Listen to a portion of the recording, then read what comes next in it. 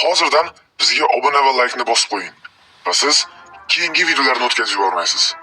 Bilaman, biz juda kamchilikmiz, lekin inshaalloh biz milliardta obunachiga ega bo'lamiz. Shuni bilingki, biz songa emas, sifatga ishlaymiz. Shuning uchun videolar kam chiqishi mumkin, lekin sifatli tarzda chiqariladi. Shuni inobatga olingki, sizdan obuna va layk kelmas ekan, bizda umuman motivatsiya qolmaydi. Hozir shu ishni bajaring va videoni zavq olib ko'ring. Olg'a!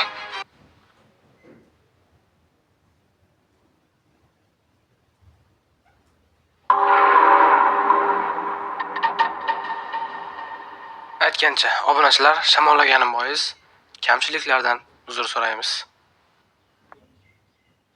Barchangizga salom. Bu voqea men taxminan 10 yosh paytimda sodir bo'lgan. Men 2 yaqin do'stim va ota-onalarimiz bilan uzoq Turkiya safariga chiqqan edik. Bir kuni kechasi men 2 do'stim Sharapat va Do'smat, otalarimiz esa restoranda, biz esa xonada edik. Xonaning o'zi yomon emasdi. Aslida juda yaxshi xonadek ko'ringandi. Biz Bolajon TVni ko'rib, Monopoliya o'yinini o'ynab o'tirgan edik. Biz vaqtimizni juda yaxshi o'tkazayotgan edik.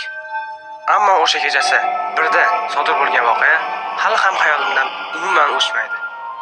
Va butun umr o'chmasa ham kerak. O'sha paytda Do'smat derazadan qaraganda, ota-onalarimiz hali ham restoranda o'tirgan ekan. Bu ahmoqona restoranda. keyin men ular bizga soat 11 da qaytamiz deyishgandi-ku, shunda birdan kimdir eshikni taqillatdi. Do'smat, Ehtimol bu xonadagi xizmat ko'rsatuvchilardir. Sharapat esa, Balki eshikni ochamiz-a? lekin men 10 yoshda edim. Tengqurlarim esa mendan bir necha yosh kichik yoki katta edi.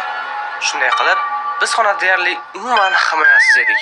O'sha paytda biz juda qo'rqib ketgan, ota-onalarimiz esa hali hamon kelishmayotgan edi. Nega ular hali hamon qaytishmayapti? Va men birdan, tentaklar, axir bu xizmat ko'rsatish xodimi-ku. Lekin eshik ortidagi odam, Salom Junior. Iltimos, eshikni oching. Bu men. bu gapni eshitganimizdan keyin hammamiz qo'rqib ketdik. Bir necha daqiqalik sukutdan keyin u yana gapira boshladi. Eshikni oching deyapman. Men yig'lay boshladim. Chunki bu odam xonaga xizmat ko'rsatadiganlar emasligini bildim. Agar u shunday bo'lsa edi, u turkcha gapirgan bo'lardi. Shokka tushdim. Ko'zimdan har xil yoshlar chiqa boshladi. Chunki shu lahzada tushundim. Bu g'alati odam eshikni ochish uchun soxta guvohnomadan foydalanmoqda.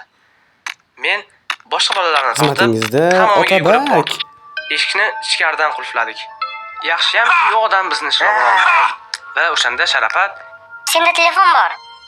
va men xursand bo'lgan edim, chunki oyim telefonni tashlab ketgan edi. Men darhol otamga telefon qildim.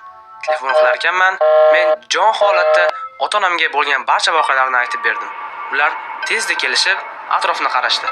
Biz bo'lgan barcha narsani tushuntirib berdik, lekin ular bizning gapimizga ishonmadi. O'sha yerdagi mas'ul odamlar kameraga ko'rsatgandan keyin ota-onam bizga ishonishdi.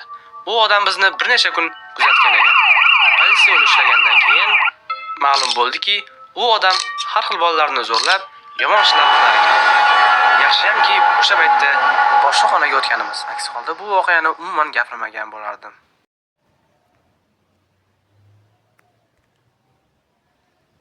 Va keyinchalik shuni bildimki,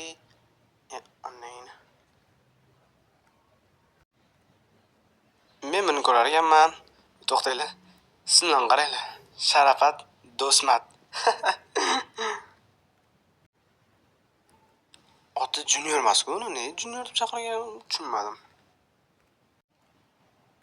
Xizmatingizda Otabek.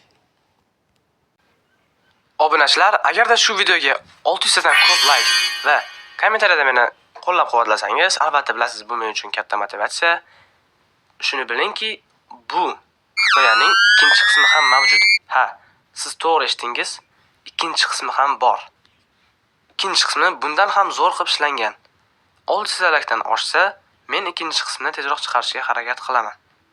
Hammasi o'zingizda. Olg'a. Ay yo'g'i, keyingi hikoyalarda ko'rishguncha